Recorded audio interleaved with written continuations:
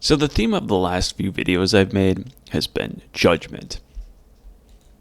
Judging the heart of a communist, judging the heart of a liberal. At some point, I want to get around to making a video judging the heart of a conservative because they have some blind spots too. Now, people often like to quote the first verse of Matthew, judge not that you be not judged. And there's definitely wisdom in just that verse alone. Like, you should be careful how you judge because judgment is a double-edged sword. It cuts both ways. And if you're not careful in how you wield it, you will cut yourself to pieces.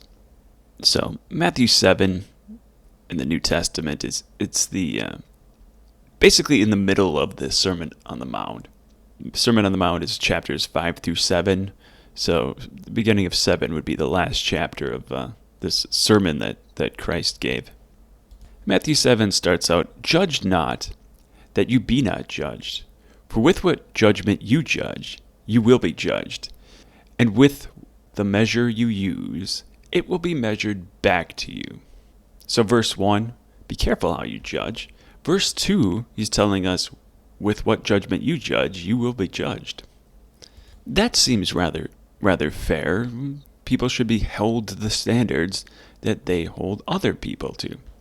And in fact, back in the Old Testament, say Proverbs 20, verse 10, diverse weights and diverse measures, they are both alike, an abomination to the Lord. So if you have one standard for yourself, and then you have a totally different standard for other people, especially like if it's self-serving, like if you're real slow to come to terms with your own faults, but you're Johnny on the spot with judging other people for their faults, Scripture says that's an abomination to the Lord. Now, diverse weights and diverse measures, I think this has a spiritual meaning, and this is the Bible that we're reading from, so he's talking about how you judge other people. But there's also a practical carnal meaning to this as well. It's going back even further in the Old Testament to the books of Moses. In Leviticus 19, verse 36, "You shall have honest scales, honest weights, an honest ephah, and an honest hin. I am the Lord your God, who brought you out of the land of Egypt." Now these are all tools to measure, and he's saying, basically, don't be a crook. Don't have an unjust scale. If you're in business and you're selling, say flour, don't have a scale that rips off your customers. If you're selling them a pound and you're measuring it out on your scale, well, your scale should be calibrated so that you're not shorting them. Now, if you think you're clever and you're doing that, well, you can think that way, but you're not going to fool God, and that's stealing, so he's probably going to judge you for that. So if we look at the context of that verse, it's actually talking about how you should treat, among other things, strangers. "And if a stranger dwells in your land, you shall not mistreat him. The stranger who dwells among you shall be to you as one born among you. You shall love him as yourself, for you were strangers in the land of Egypt. I am the Lord your God. You shall do no injustice in judgment, in measure of length, weight, or volume." And then we pick up with, "You shall have honest scales, honest weights," and the like. Basically, you should treat everybody the same, and you should treat them all justly, as if they were your own brethren. You shouldn't have one standard for the people that you like, and another standard for the people that maybe aren't part of your in-group. Now, that doesn't mean that you have to blindly trust a complete stranger the same way you would trust your own brethren. But it does mean that you shouldn't treat them unjustly. You shouldn't have a different scale. It's not okay to rip off people just because there are a few more degrees of separation from you. It's one thing to deal shrewdly and act in your self-interest. It's another thing to just outright rip people off and charge them for a pound when you're actually giving them less than a pound. So that's the line that God sets, and we'd be foolish to cross it. So going back to Matthew 7, picking up with verse 3, and why do you look at the speck in your brother's eye, but do not consider the plank that is in your own eye? People are often predisposed to judge in their own favor. They're predisposed to plead their own case. If every story you tell, you cast yourself as the hero, and the other guy is the jerk, that could be a pretty strong indication that you have a big plank or a log wedged in your mind's eye when it comes to judgment. You should be humble and quick to acknowledge your faults because you'll be a better person for it, and also you'll be more relatable to people. Oh, I know what you're going through. I went through something similar or the same thing. So, verse 4, or how will you say to your brother, let me remove that speck from your eye, and look, a plank is in your own eye. Now, some translations word this as, how will you say to your brother, let me remove that sliver, meaning a small piece of wood from your brother's eye, and look, there's a log in your eye. Don't be a blinder guide trying to lead somebody who sees better than you do. Hypocrite, first remove the plank from your own eye, and then you will see clearly to remove the speck from your brother's eye. Now, there's so many different directions I could go with this video because I love judgment. I love discernment. I love weighing things and trying to sort things out, I suppose. And I try to judge things and try to see things similar to the way God judges them and sees them. Now, I'm sure I fall short. I'm not omniscient. But through using his principles, you can get pretty good at judging things. For one, what I've already talked about, have a just measure in the book of Deuteronomy, which is another book of Moses. Deuteronomy chapter 1, starting with verse 16. And then I commanded your judges at that time, saying, hear the cases between your brethren, and judge righteously between a man and his brother, or the stranger who is with him. Verse 17, you shall not show partiality in judgment. You shall hear the small as well as the great. You shall not be afraid in any man's presence, for judgment is God's. The case that is too hard for you, bring to me. So this is Moses commanding the judges beneath him. In the Old Testament, during this time, Moses was like the first judge, like the supreme judge. But it wasn't possible for him to hear every case personally, so the children of Israel they'd elect judges, men among their tribes that they saw as wise. They would elect those men to be judges. But if a matter was too hard, then it would go up the hierarchy to, if it was a hard enough case, it would go directly to Moses, whoever the judge was after Moses. It's considered Moses' seat, and it's referenced actually in Matthew 23 when he's talking about the Pharisees, saying, these men sit in Moses' seat. God help you if you're corrupt and you're sitting in that seat. But I digress, and I will hear it. And I commanded you at that time all these things which you should do. So again, what is the emphasis here? Don't show partiality in judgment. Whether you're the person who's bringing the case is small in stature, maybe they're poor, or whether they're rich, whether they're an alien, or whether they're one of your brethren. Everybody gets a fair shake before the seat of judgment. Leviticus 19, verse 15. You shall do no injustice in judgment. You shall not be partial to the poor, nor honor the person of the mighty. In righteousness you shall judge your neighbor. You shall not go about as a talebearer among your people. Well, that's interesting. I actually I've come and quoted this verse that showed no partiality between the rich or the poor, but I don't recall seeing this verse, so this one I like. You shall not go about as a talebearer among your people. You shouldn't go around gossiping about people. Nor should you take a stand against the life of your neighbor. I am the Lord. Imagine how much better the world would be if everyone just tried to do this, judge everybody equally and didn't go around spreading rumors and gossiping about people. How much more peaceful would society be? Now, if Moses in the Old Testament isn't your thing, well, there's plenty of this in the New Testament as well. looking at James chapter 2. My brethren, do not hold the faith of our Lord Jesus Christ, the Lord of glory, with partiality.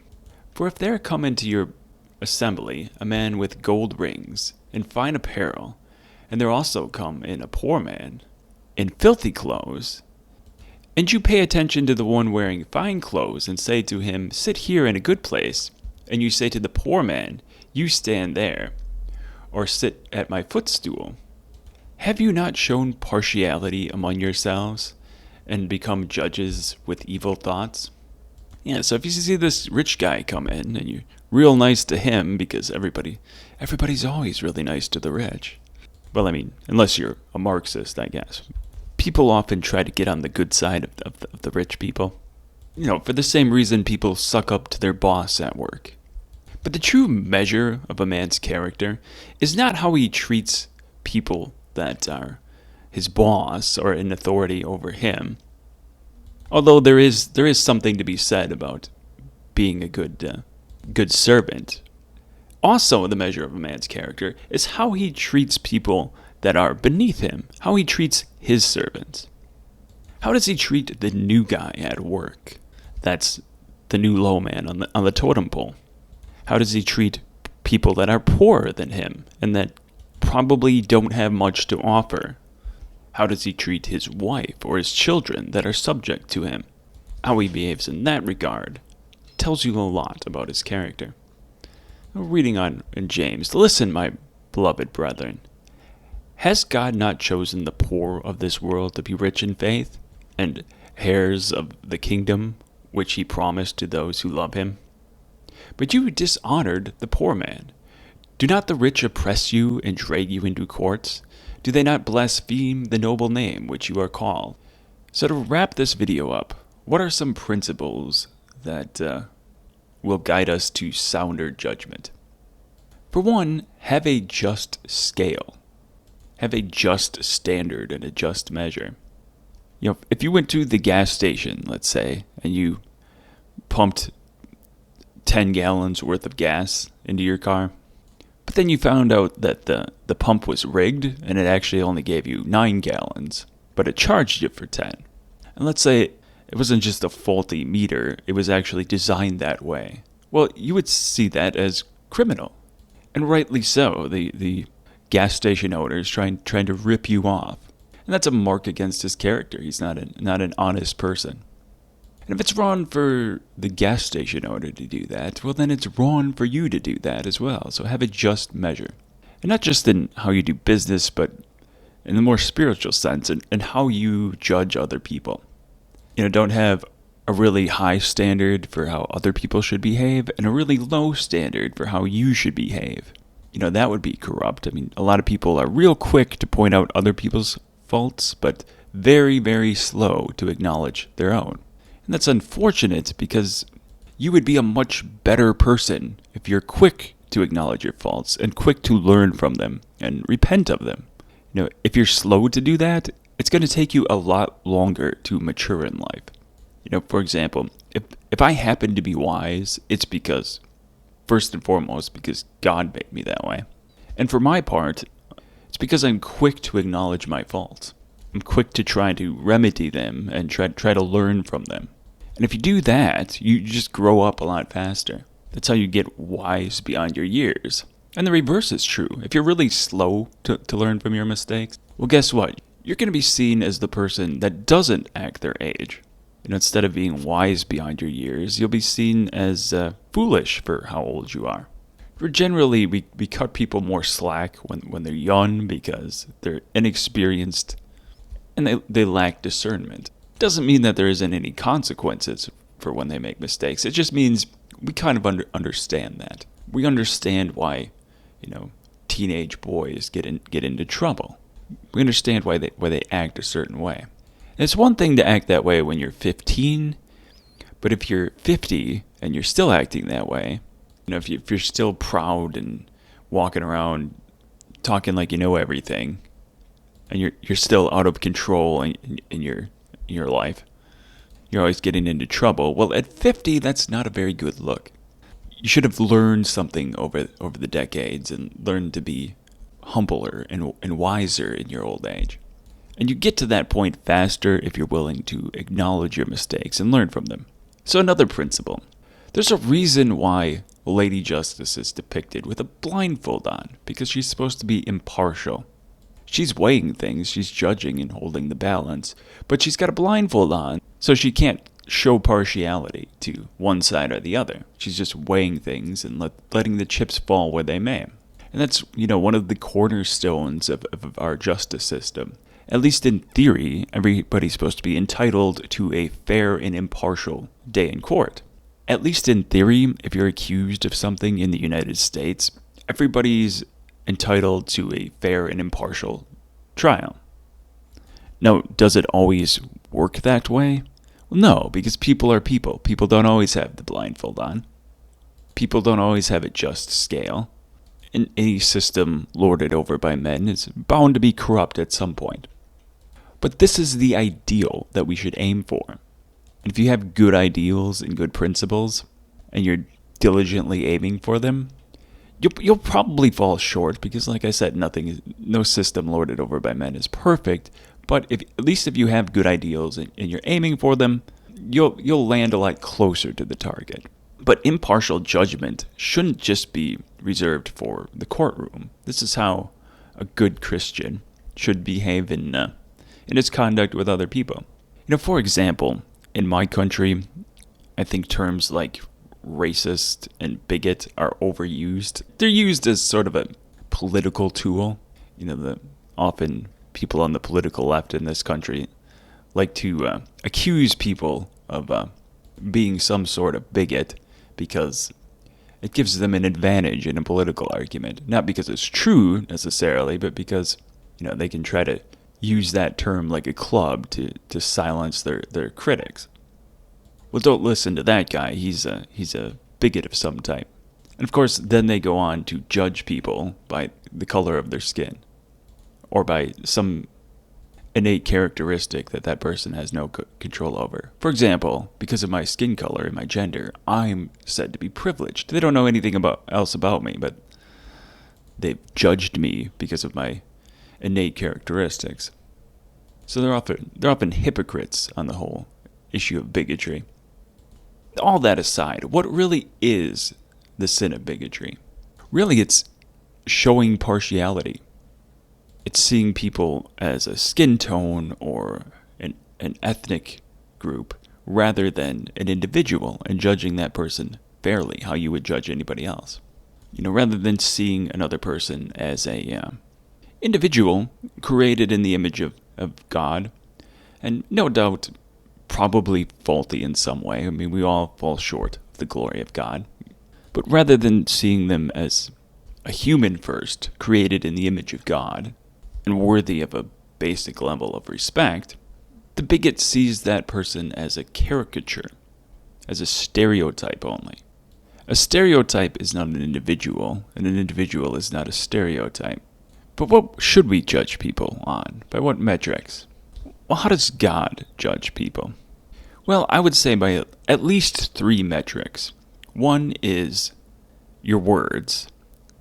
Christ taught men that every idle word they speak, they shall give account thereof on the day of judgment. Now, why is your speech so important? Well, because you can do a lot of damage with your mouth if you're not careful. So, the more obvious one is your deeds. That's why there's direct prohibitions on things like murder. Thou shalt do no murder. Thou shalt not commit adultery. Thou shalt not lie or bear false witness against your neighbor. I guess that involves speech as well, but in a sense that's a deed and a word. So clearly God judges you by your words and your deeds. But not only that. See, God also judges you by the thoughts of your heart. What evil things are you plotting in your heart?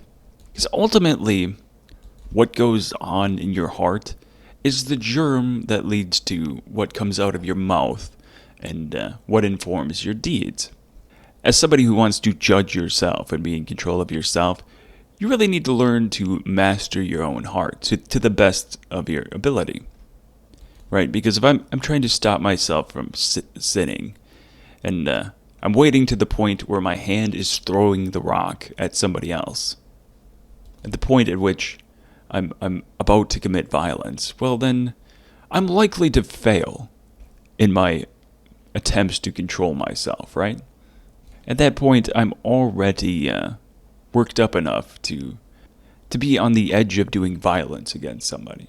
You need to not let those seeds start to grow in your heart, and then you won't ever get to the point where you're about to throw a rock at your neighbor because he's pissed you off for the last 25 years and you haven't dealt with those negative emotions very well.